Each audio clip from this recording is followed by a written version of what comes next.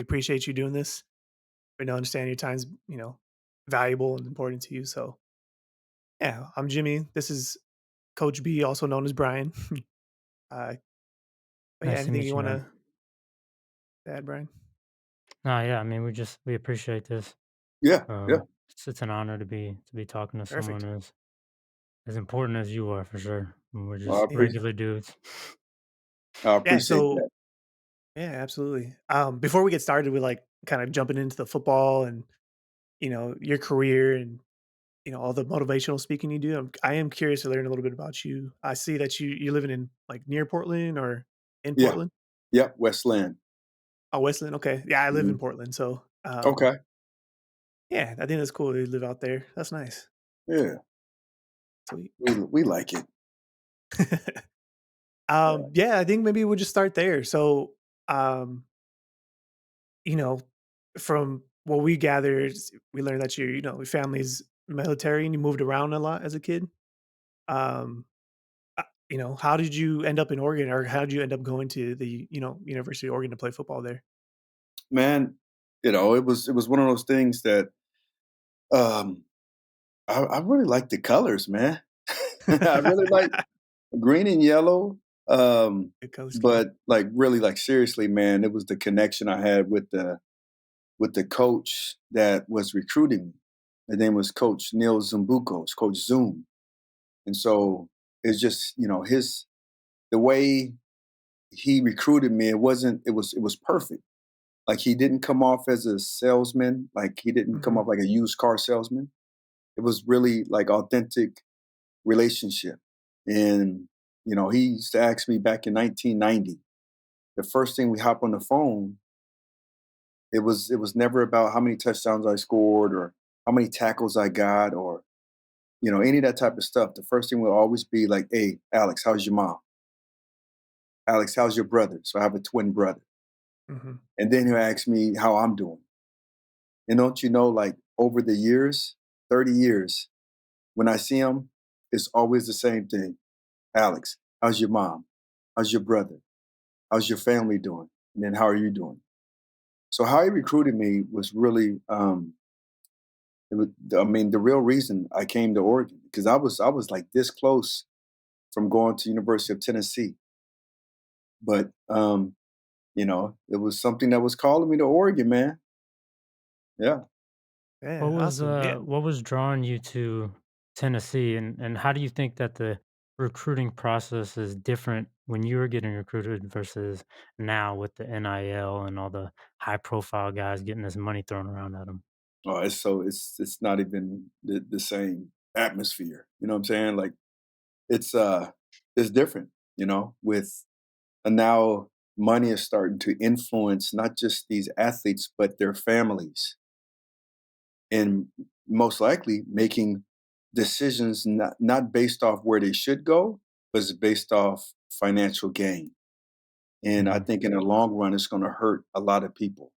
It's going to hurt a lot of relationships, close relationships, because they're not thinking about like why they should go to a school.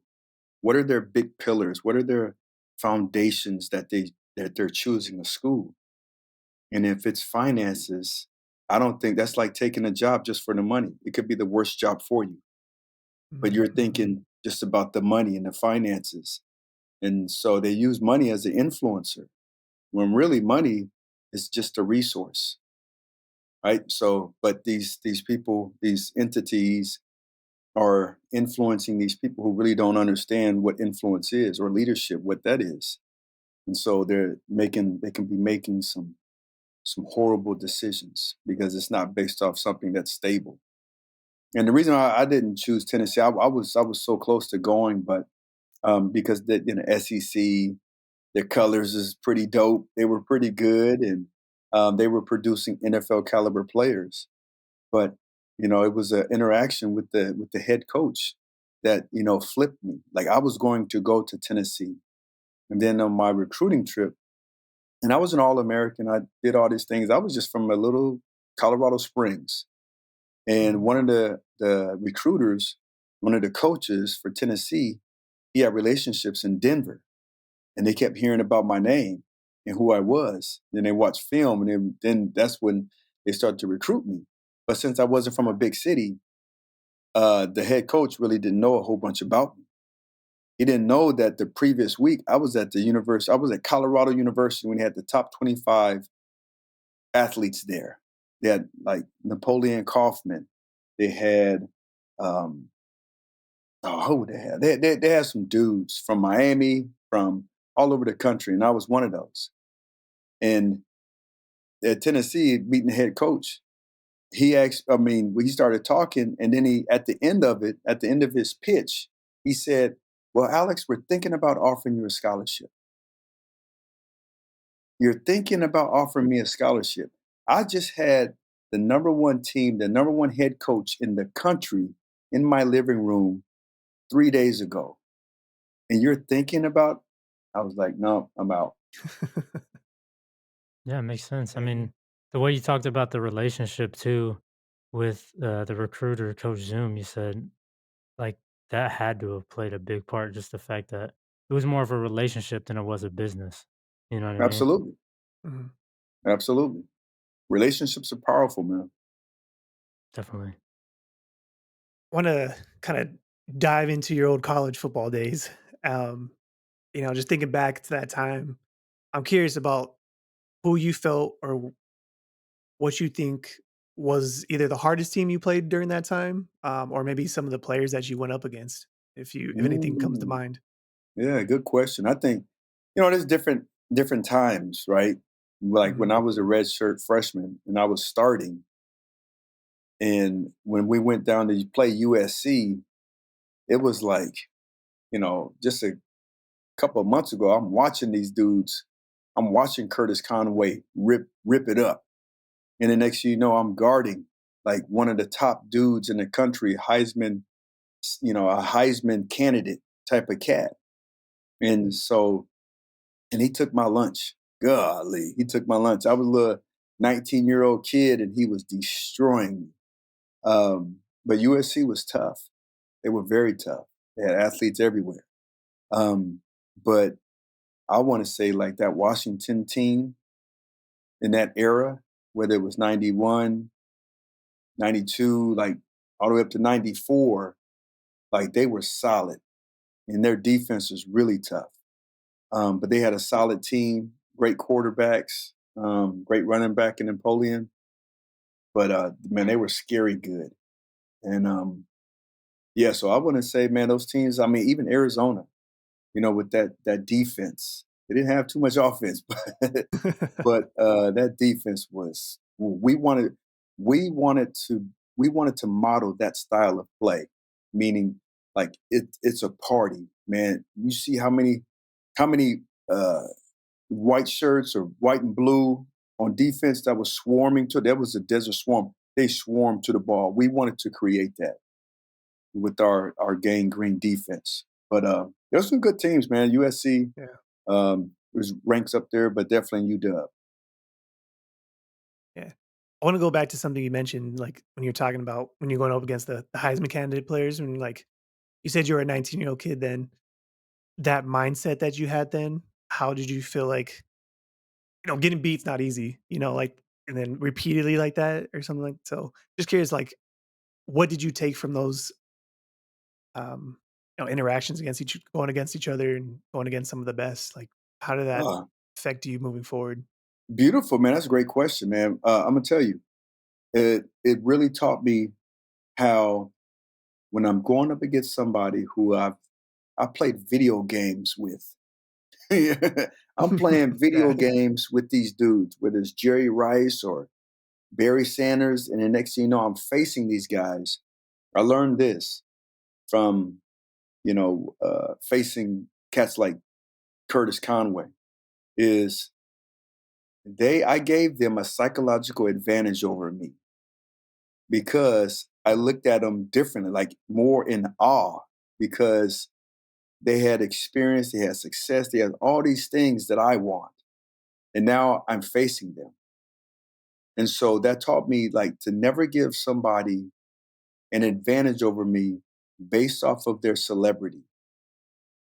So when I would face like Jerry Rice, I remember my first time facing him. It was like I was like, oh, this is the goat. Before there was any other talk of any other goats, this was Jerry Mhm. Rice.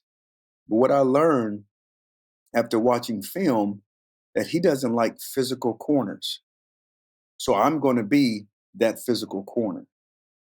And when I took his number off of his jersey, and mentally I took that number off, it was just another guy who ran precise routes, who had, speed. He had great size and great quickness, but he's just another guy who's really, really talented. And so when I did that psychologically, now I was winning instead of just giving my strength away based off of a cat's celebrity. Oh, yeah, that makes sense for sure. Touching on what Jimmy was asking about toughest teams, kind of more in depth wise, like you guys in the Pac-10 at that time faced a litany of different offenses. Like I seen Flexbone triple option, and then you faced Oregon State. Ugh. yep, Oregon State's just Yeah. regular eye pro stuff, and then you got Walsh's West Coast stuff at Stanford. Yep. What was the toughest one to prepare for? Man, that's a good question, man. You got some good stuff. I think really what, you said at Stanford and how they used some of their weapons, like Glenn Milburn, who was like this little back, who was a matchup nightmare because one, his speed and his quickness, but then also how they would hide him or try to hide him and match up him with some linebackers, where really when he's in a game, he's a running threat, but also a pass threat. You have to have like more of a defensive back or a safety on him. And so when you do that, though, now you're getting that defensive back and more involved in run fits. And that's not our forte. You know what I'm saying? Like we're Mhm. more for coverage. Is a DB or is a nickel or a dime. But now we have to understand run fits. And so that was tough, man, facing those Stanford teams back in the day. Yeah, you mentioned the personnel matchups. You're talking they might be in like 11 personnel, say, with him in a game, and then now he's flexed out wide one play, and then the next play he's in the backfield and they're running power or whatever. Yeah, that's crazy. Yeah, You played under a bunch of like tons of different coaches in college and in the league, as like Jim Haslett and Jim Mora and Willie Shaw and stuff like that. Is there any guy that really stands out to you that you played for that had a huge impact on or off the field? great question, man. Absolutely. And you said his name, Willie Shaw. Matter of fact, the funny thing is I just came from a conference where I was the keynote speaker and I had to do like 2 4-hour workshops. And I talk about the things that I learned from Willie Shaw. I'll talk about the principles, the foundational principles that when he gave it to us, and when I was, and it gave me success on the field, and since it gave me a framework of how to think, I just took that same framework and applied it to my life off the field, and it's given me even more success in anything that I do. And the funny thing is I wear it on my wrist every day. And what he used to coach us on is assignment, alignment, and adjustment. So how what he taught us, it went far beyond about drills. I had plenty of coaches, I'm not going to name them, but who just was a drill master. Like we would do all type of drills, but very few would teach you skills, would teach you how to slow the game down. And I remember like Willie, we used to be in practice, and instead of him beating us up, doing all these different drills at a high intensity, which you do need that, but he understood the game so much that it wasn't so much about doing the drills, but we would walk through different scenarios and he would ask us questions that it helps us understand what an offense is thinking, what an offensive coordinator, what is he thinking? How is he trying to create matchup issues or matchup problems? What is a quarterback looking when he going through his cadence, but also like number one receiver, two receiver, three receiver, four. Like he slowed the game down. Coach Willie slowed the game down for us because he understood, man, when the game slows down, now we can really, outperform. We can let our athleticism take over. But, early on, the game seems so fast because of the athletes and the schemes. When you understand it, it slows the game down. Now you can play fast. It's funny you I'm bring s that alignment, assignment, adjustment up because I was literally just gonna ask you that after this one. Oh, okay. I was gonna ask you where you got that from, but I hear you talk about it all the time. Can you tell me an example of when you would use it in a game situation or practice situation, and then also how you've kind of adapted that? Now you wear it on your wrist. How do you adapt that to your life now? Oh, man, absolutely, man. So, number one, man, Willie came up. I remember like the first meeting we had, it was during a mini camp, our first mini camp. I think it was like in April, right before the draft. And I was really excited to, to be taught by him. I say taught purposefully. I don't say coach, but he taught us things. He was a teacher.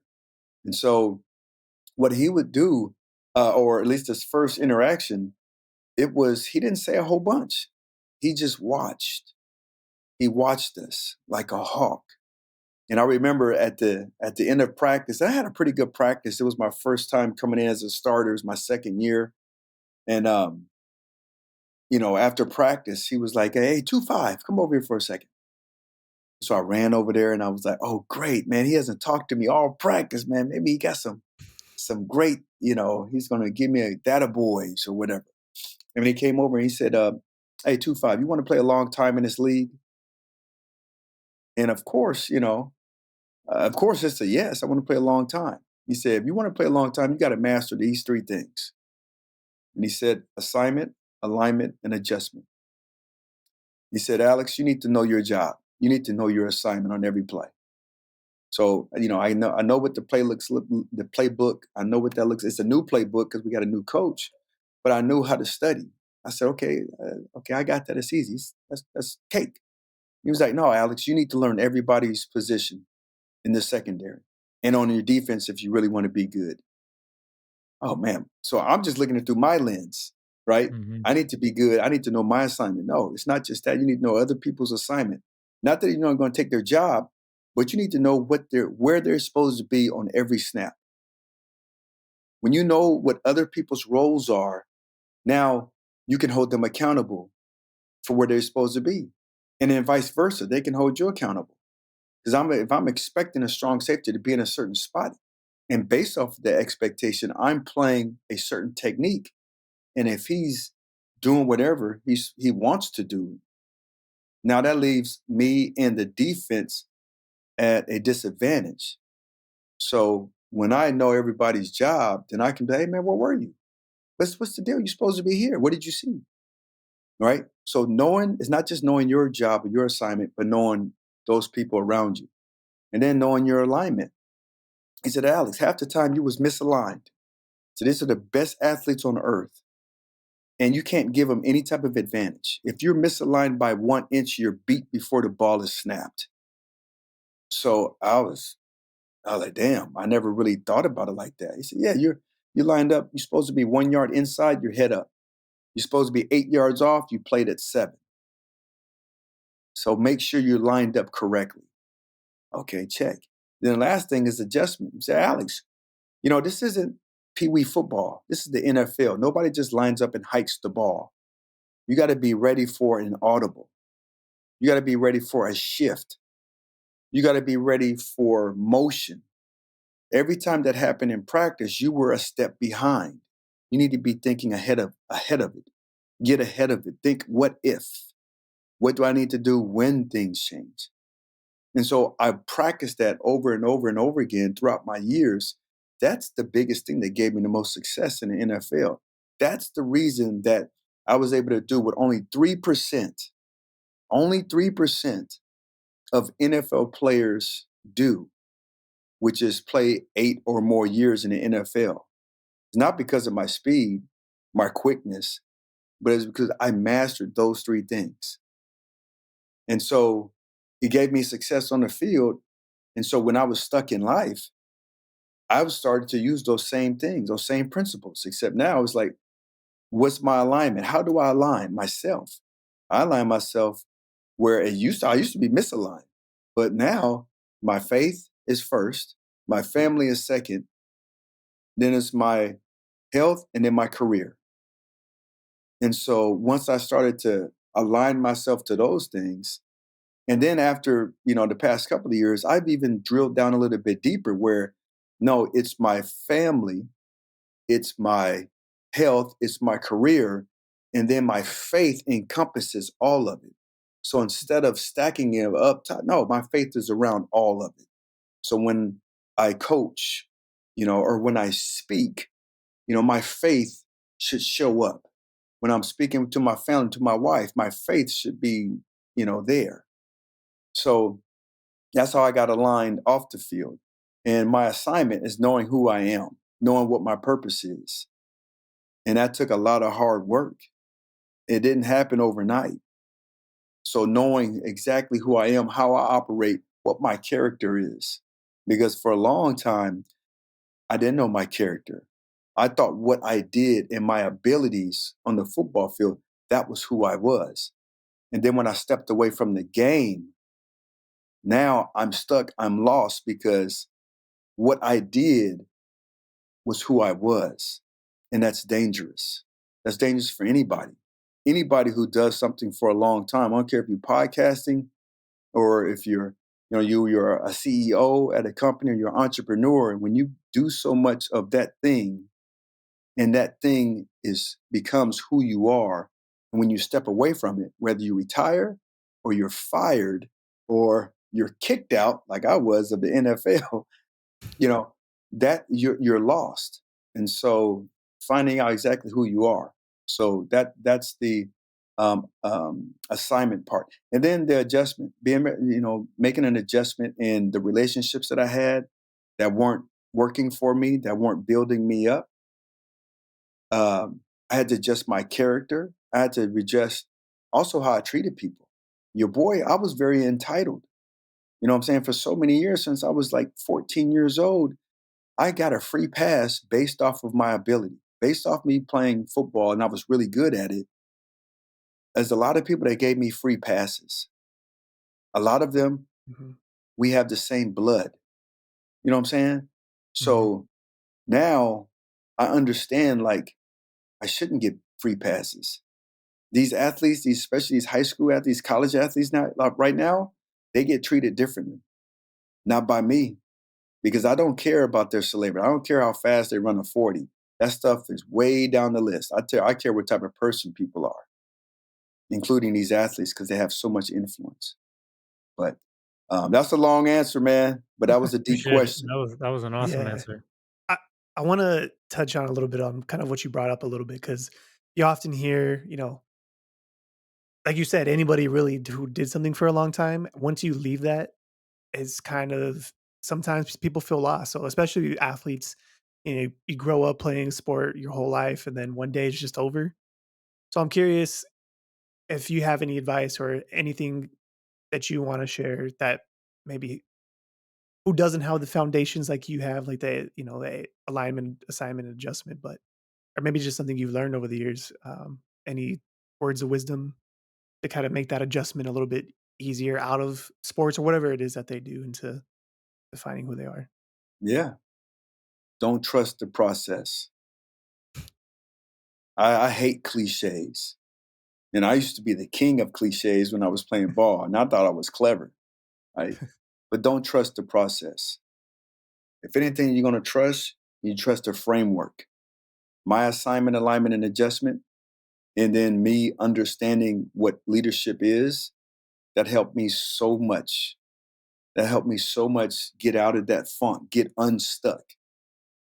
You know what I'm saying? So when you start to find out what influence is, now now I know when influence is when somebody's trying to influence me, and then also when I'm trying to influence others. And I'm a very intentional. If you're intentional right?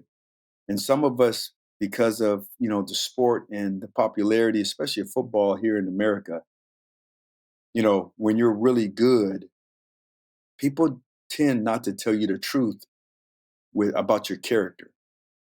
You can look at the John Morants of today. I don't believe his father even tells him the truth about his character. So I think the number one thing is you need to you find out exactly who you are. Number one. Number two, you need to create or have relationships from people who care more about you than they do how you feel. Right? Because people can lie. It's easy for somebody to lie and tell you what you want to hear. That's not love for me. That's not love. You love me, you tell me the truth.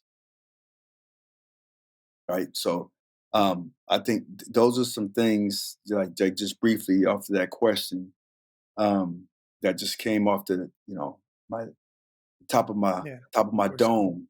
But have a framework, but trusting a process because your process could be different.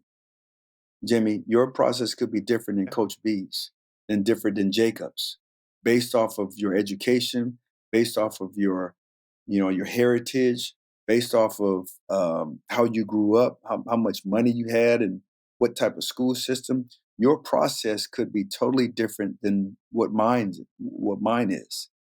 So now it's like, well, what process are you talking about? So I don't believe in that. Trust the framework. Great answer. I I appreciate love that. that. Yeah. Yes, sir.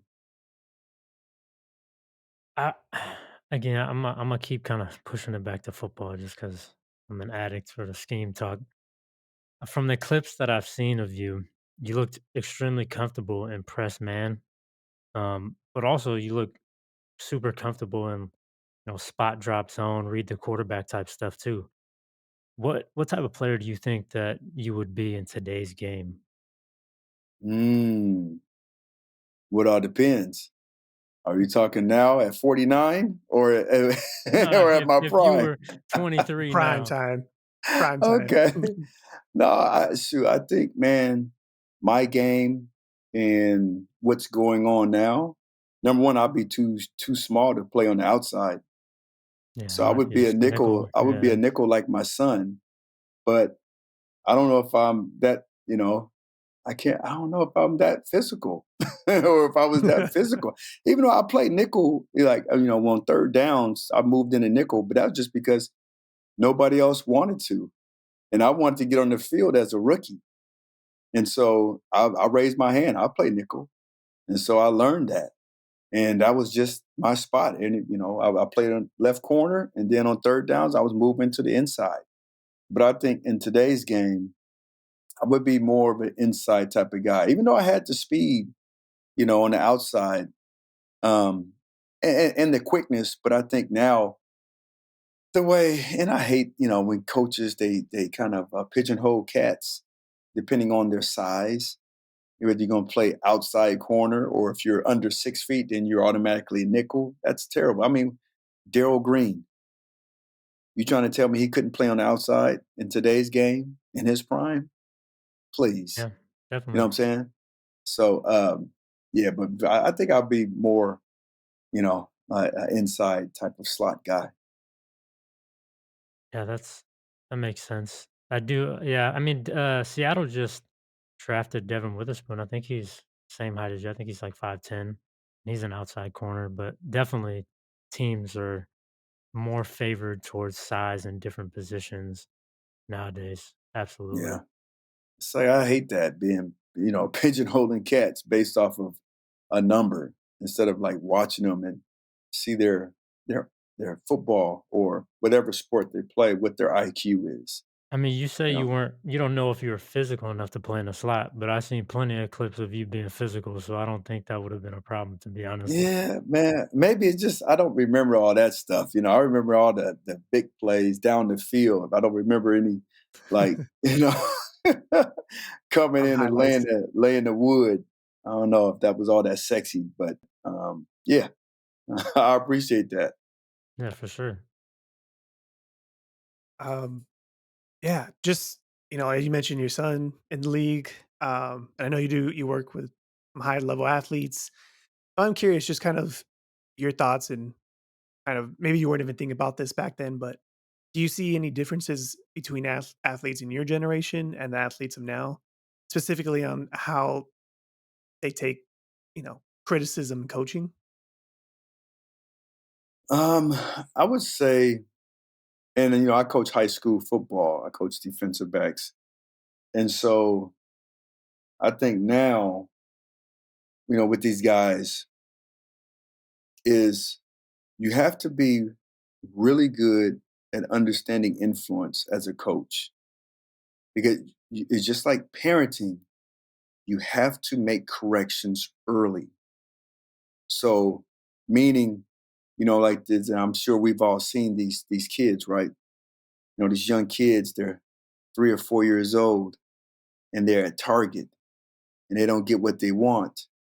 And then all of a sudden they start throwing a temper tantrum and they Mhm. get on the ground, they start stomping their feet and wailing along and whatnot. And I'm just looking at, I'll always look at parents and like, what the hell? What, you gonna let this slide?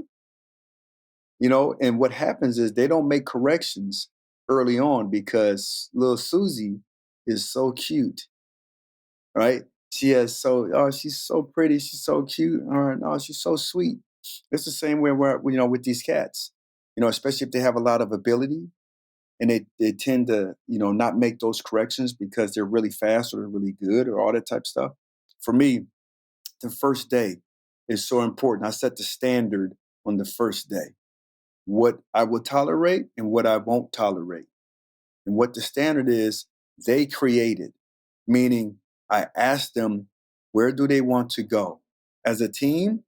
And then personally, like with this football thing, you want a scholarship? What do you want to do? Are you doing it for the girls? You know, because it takes a certain type of character to get to that place where you want to go. And I asked them, are you willing to become that person? And so when you get buy-in early on, now they're more likely to follow your lead. And you can always just look at, hey man, you said back in June that you wanted to do this. You want to go to this place. And all I'm doing, you getting upset at me, but I'm just holding you to your own words, your own goals. Now, if you want to change them, that's no problem. But I'm gonna hold you to your own words. And so when you start off like, and I didn't used to do that. I just thought that everybody would listen to me because I played in the NFL, and now I'm sharing my knowledge. It's not like that now. Now it's like, you know, they're looking for this relationship.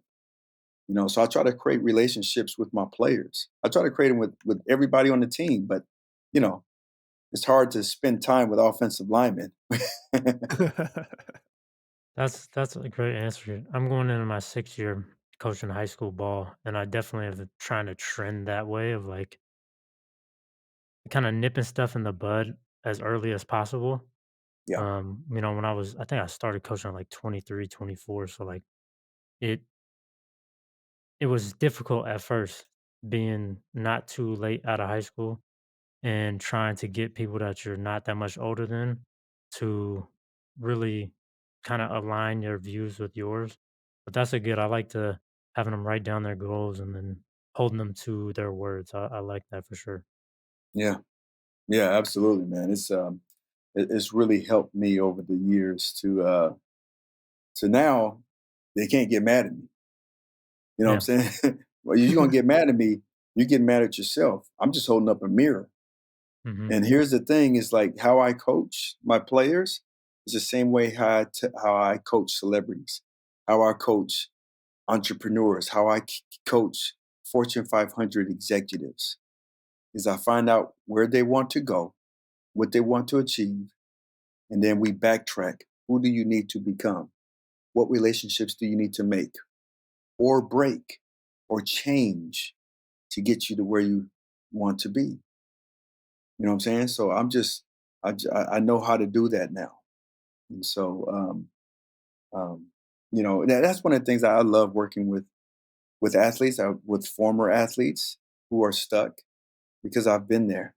I've been stuck, not knowing who I am, not knowing what the next step is, not knowing like what type of value I have outside of the sport.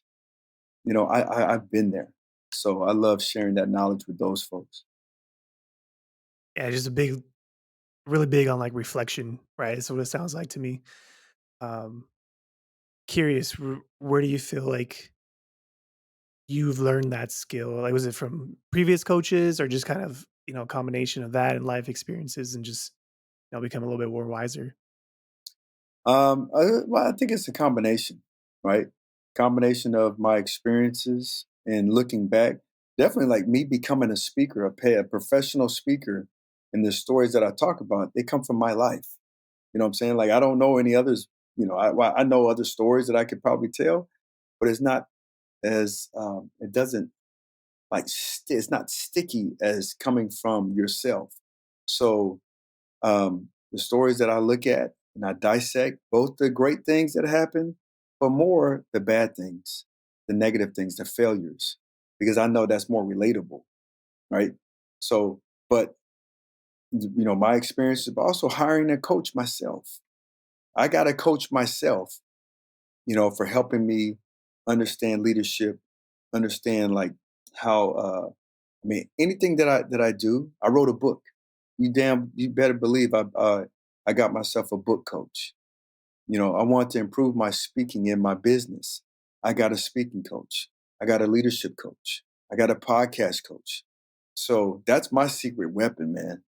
And I just, more people should be investing in themselves, with getting somebody, and you can, the cool thing is you get to choose.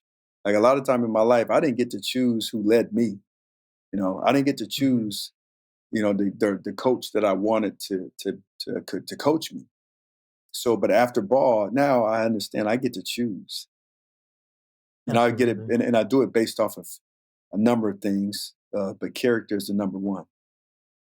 Absolutely. You got I'm glad you talked about your book and your podcast.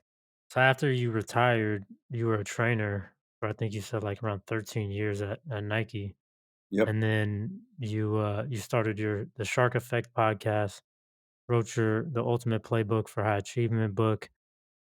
My question is there an overarching theme when it comes to or what you cover in your motivational speaking, in your playbook, on your podcast that you find yourself always kind of harping back to that you wish everyone could understand a little better?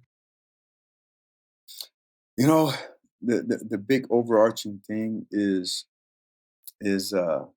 we all can make an impact in somebody's life. I can have a conversation, and I've had conversations with people, with strangers, and based off that conversation, like my deepest conversations, the best, more and most impactful conversations have been on airplanes because now I got somebody close to me and they can't escape me, and Can't get out. I make it really hard for people to not like me. I don't, I used to at a certain time, I didn't care if you liked me or not. Now I challenge myself, even though the disposition, the RBF, all that stuff, they can have that look. And I was like, they're gonna walk away and they're gonna my goal, they're gonna be better. And so I've had like talking with people, there's tears from me and from them, right? And but it really comes down to being intentional, um, knowing that the things that you do, the words that you say, the actions that you take can have a huge impact on somebody's life for the better. And so for me, I want to make this world a better place. And it starts right here in my house. And I have 8 little influencers, or not anymore. They grown up, but I can start in my house to making better people. And when and I got some athletes, like our 8th grader, he's he's tracking to be really, really good. But I tell him, I don't he's a great athlete, great football player, and I shared my knowledge because he asked for it. But I make sure that I don't lead with his ability. I lead with his character. I lead with, man, because you're going to be doing some great things and this sport is so elevated, it's put on a pedestal, you're going to be a leader and you might not be ready for it. Not everybody's ready for leadership. Just because they're smart or they're good or they're pretty, that doesn't make them good leaders. People get bumped into leadership positions every day in America, and they know nothing about leadership. They know nothing about influence. But based on, going up the scale, or not the scale, what they call the corporate ladder, to Mhm, get more leadership roles, they it's automatic that they Mhm. are a good leader. That's not the case. So, um, I'm just making a point to make sure that him and my kids, I want them to be good people first. I want them to make good decisions. And then when there's bad decisions or bad things happen to them, I want them to be able to overcome it, to overcome failure. Does that make sense? Because there's a lot of Perfect parents that out sense. there, they don't want their kids to fail. For me, I look at it totally opposite. No, I want them to fail. I want them to go through struggle.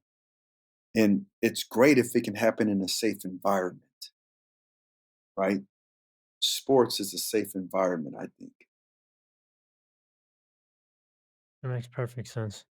I think I seen something that your son might have gotten looked at, or maybe a little early offer from Oregon already.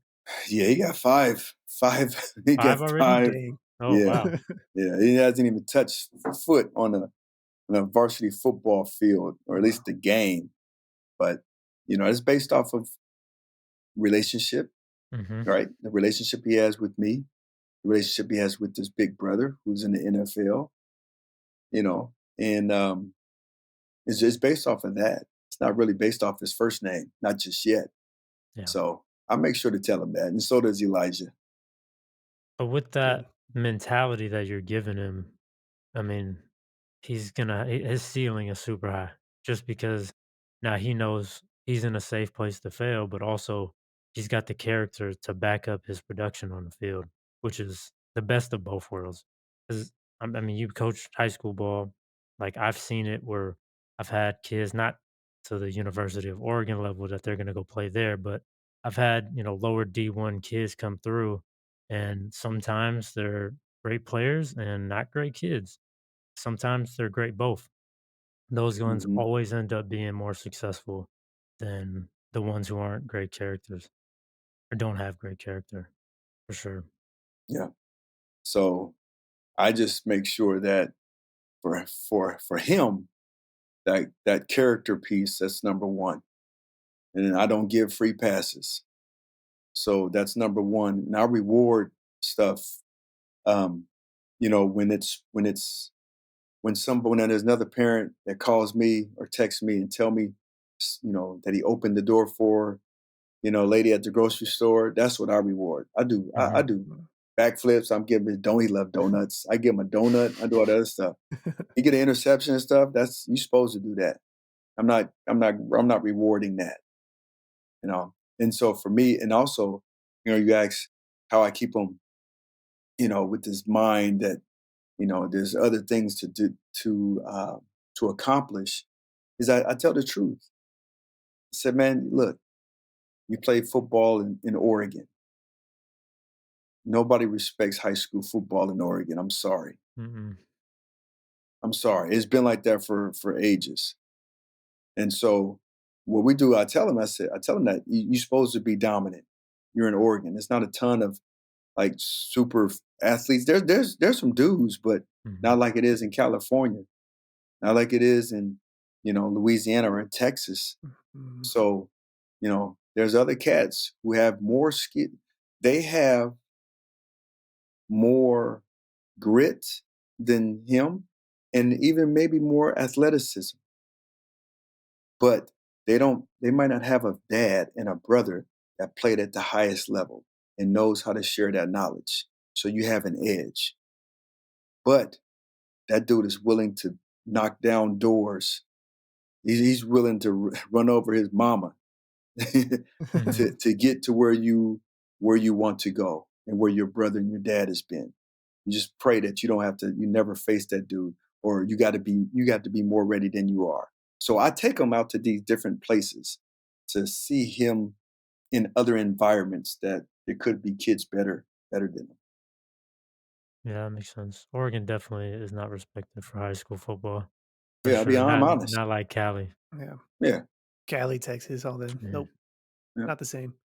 Um, just wanted to real quick ask, like, um, it's hard to kinda look back and be like, "I wish I did things differently," because you wouldn't be where you're at today without that, but if there was anything you could do to help set yourself up post-career while you were in the NFL, um, for post-retirement and kind of get you started in what you're doing now, was there anything that you maybe wish you did a little bit differently or maybe started sooner? absolutely. I wish I would have did some internships when I was in college.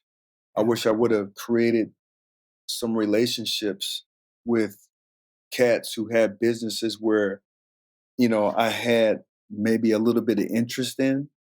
I would have created relationships. I would have, there was plenty of opportunities for us to go to um, events at every team I was with in the pros, and I would go, but I was too cool for school. I wouldn't talk to people. I was just there because, man, the front office asked me to be there. So what I would have done differently is I would have started creating these relationships because I didn't know that these cats who powerful, they can make phone and they have powerful friends. They have a lot of influence, but I didn't understand how impactful that was. Where if I would have created a relationship, because yeah, they could say that um, they was maybe good friends or they had dinner or they played golf with the NFL player or maybe former NFL, but Mhm. understanding like that window, it closes pretty quick once you stop playing football. Mhm. So those CEOs, those executive, those business owners, they would pick up the phone when you were playing. A year later, if you stop playing, they ain't picking up the phone. So I wish I would have understood that a little bit more and started creating relationships with cats who are in a space where I could likely end up at. Mhm. Cool, You've appreciate been that. doing your podcast now for like over 3 years, right? The Shark Yeah, Effect yeah, podcast. yes, sir. Who would you say is like your main target listener for that? And what's the I'm just biggest challenge to getting people to kind of tune in? Oh, that's a good question. I'm just plugging this. I don't want my computer to die on y'all, but so my target listener, man, is that athlete, no matter what sport they played, they could have stopped playing 6 months ago or 30 years ago. And they are still or could be stuck in not moving forward and not using this platform of them being an elite level athlete. And when I say elite, that means, man, if you play past high school, you're elite. I don't care if you was a walk on at a Division II school. That's elite for me. You're playing football, you're playing a sport, basketball, swimmer, with a soccer, past high school. For me, that's elite. And so my podcast is to help those people move forward and use their influence to to to to do things that they really love. And so, I help those people with the conversations that I have with my guests or my solo episodes, is to help them see things differently or do it through a different lens. And yeah, man, I've dropped episode I think 145 Mhm. last week. So this week could be 146, man. It started back in March 2020, I wonder right? The what beginning of happened the then. pandemic. Yep. You got any other questions for him, Jimbo? I mean, just last one, I have a Tim Brown jersey up there, and I know you played for the Chargers. You haven't did you ever have to go up against Tim Brown? He Any had good to go up stories about against that? me. Yeah. Oh, yeah, well, there you go. It was tough, man. The thing about Tim Brown is for his size, he had a lot of shake, but he didn't have deep speed when I was playing Mm, him. So he was a slot receiver for the most part in the third down. So I would face him a lot on the outside and then on the inside. And he was very shifty. The one thing I didn't like about Tim is he had a complaint every snap. He was complaining to the referee every snap. He's holding, he's doing this, he's doing that. And it was like, oh my gosh, man, just play ball. He was like the LeBron James or the I'm trying to think of the soccer player who always All of them? All the yeah, I soccer know. yeah, players? all of Oh my them. gosh. That was Tim Brown. But I had a lot of respect for him. He was a hell of a football player. Nice. Thank you. That's great. All right, That's before we great. get out of here, I want to ask you about a very specific play you had in college. Just a little scheme talk. In '95, you're playing Oregon State, and I hope you remember you say you remember the big plays, so Okay. we're about to find out. In '95, Okay. you're playing Oregon State. They run like it looks like they're an I. It's like the Y off to the right. They looks like they're running like a fake speed option that turns into a play action pass. Outside receiver, it's hard to see because I don't have the full all 22 angle. It's just the TV copy. And it looks like the outside guy starts to run like a drag or an over, and then the camera moves, and then you see him vertical. So maybe he's stemmed to vertical.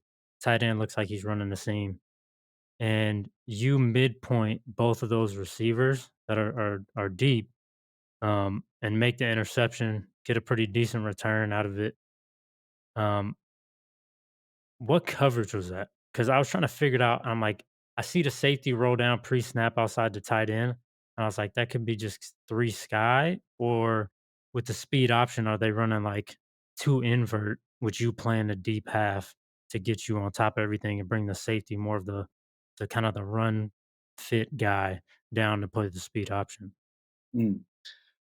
Great question. And number one, when you watch enough film, when you spend a lot of time with people, you start to find out exactly who they are, right? You start to find out their character. We knew Oregon State's character after watching so much film. And when you're trying to trick people, the thing about trying to trick people, it needs to look exactly the same. Hmm. So when they used to do that little BS play action, and the quarterback used to stay next to the line of scrimmage, and he do these high knees like he's running, that you don't do that normally. This is a pass. And so on that particular play you're talking about, we had the safety. Anytime we would see that type of action, he had free reign to come out the middle of the field and rob. He became a robber.